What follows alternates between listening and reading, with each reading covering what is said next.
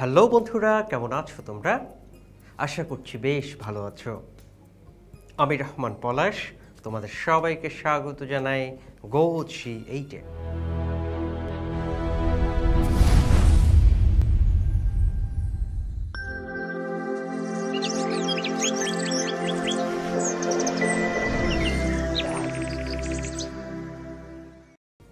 বন্ধুরা, আগের এপিসোডে আমরা একাদশ ও দ্বাদশ শ্রেণীর যুক্তিবিদ্যা প্রথম পত্র বইয়ের সপ্তম অধ্যায় আরোহ অনুমান ও আরোহ অনুমানের ভিত্তি থেকে কারণের কয়েকটি বৈশিষ্ট্য, আবশ্যিক শর্ত, হিসেব কারণ নিয়ে আলোচনা করেছিলাম। বন্ধুরা, আজ আমরা আলোচনা করব এই অধ্যায়ের নতুন কিছু গুরুত্বপূর্ণ বিষয় নিয়ে। তাহলে চলো বন্ধুরা, আলোচনা শুরু করা যাক। বন্ধুরা, প্রথমে জানব পর্যাপ্ত শর্ত হিসাবে কারণ। কারণ কোনো একক ঘটনা নয়। সাধারণত কারণ হলো কতকগুলো শর্তের সমষ্টি, আর একটি শর্ত হলো কারণের এমন এক অপরিহার্য অংশ যা কার্য সৃষ্টি করবার পক্ষে একান্ত প্রয়োজনীয়। এই শর্ত বিভিন্ন প্রকারের হতে পারে।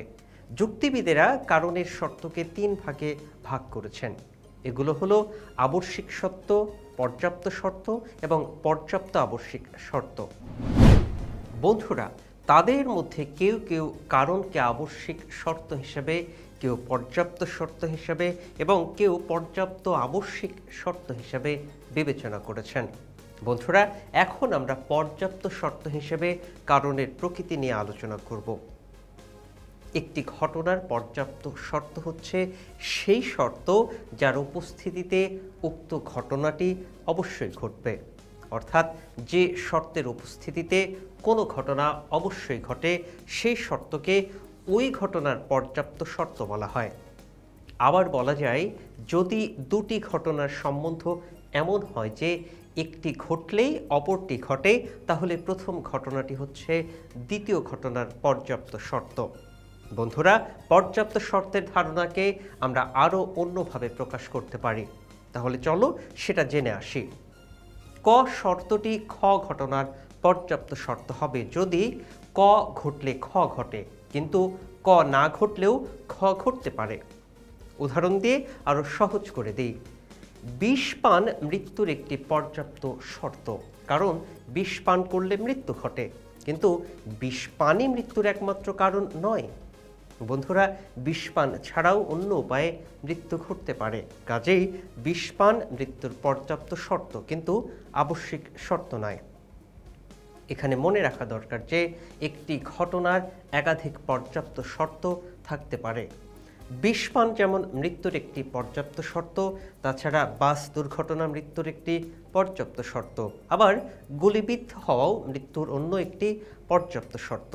সুতরাং কারণ কথাটিকে পর্যাপ্ত শর্ত অর্থে ব্যবহার করলে বোঝা যায় যে কারণ হচ্ছে এমন একটি ঘটনা যার অব্যবহিত পরে কার্য ঘটে থাকে। যেমন বিষপানের পরপরই মৃত্যু ঘটে, তাই এক্ষেত্রে কারণ থেকে কার্য অনুমান করা যায়, কিন্তু কার্য থেকে কারণ অনুমান করা যায় না। বন্ধুরা, কেননা বিষপান ছাড়াও নানাবিধ কারণে মৃত্যু ঘটতে পারে। কাজেই এক্ষেত্রে আমরা কার্যের অভাব থেকে কারণের অভাব অনুমান করতে পারি, কিন্তু কারণের অভাব থেকে কার্যের অভাব অনুমান করতে পারি না। বন্ধুরা, যুক্তিবিদ মিল কারণকে পর্যাপ্ত শর্ত হিসেবে বিবেচনা করেছেন। তিনি অবশ্য একটু আলাদাভাবে ব্যাখ্যা দিয়েছেন। তিনি বলেন, কোনো ঘটনার পর্যাপ্ত শর্ত হলো সেসব শর্তের সমাহার যাদের সমবেত উপস্থিতিতে উক্ত ঘটনাটি অবশ্যই ঘটবে। তার মতে আবশ্যিক শর্ত অনেক হতে পারে, কিন্তু সব আবশ্যিক শর্তই পর্যাপ্ত শর্তের অন্তর্ভুক্ত। যেমন দহন ক্রিয়ার ক্ষেত্রে উপস্থিত শর্তগুলো হচ্ছে আগুন লাগা, অক্সিজেনের উপস্থিতি, বস্তুর দাহ্যতা ইত্যাদি। বন্ধুরা, এই শর্তগুলো উপস্থিত থাকলে দহন ক্রিয়া সম্পূর্ণ হবে। তাই এই শর্তগুলোকে একত্রে পর্যাপ্ত শর্ত বলা হয়।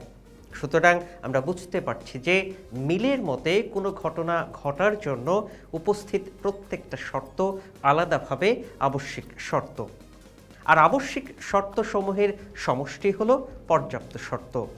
এককভাবে কোনো শর্তই পর্যাপ্ত শর্ত নয়। বন্ধুরা, আমরা জানার চেষ্টা করব এই পর্যাপ্ত আবশ্যিক শর্ত হিসাবে কারণকে।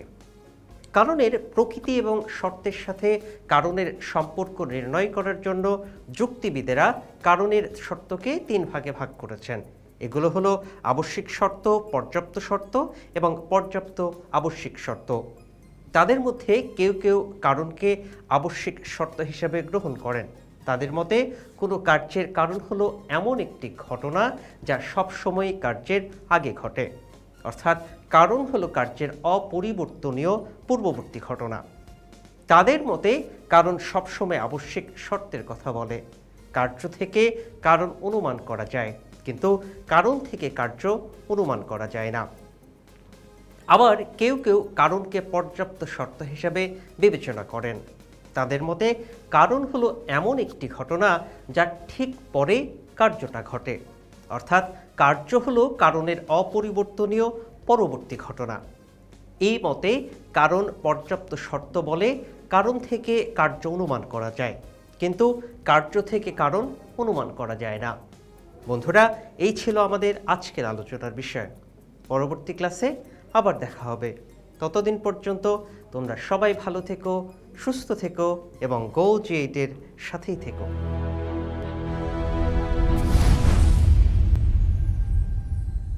বন্ধুরা, এতক্ষণ যা আলোচনা করলাম তা থেকে গুরুত্বপূর্ণ কিছু নোটস জেনে নিই।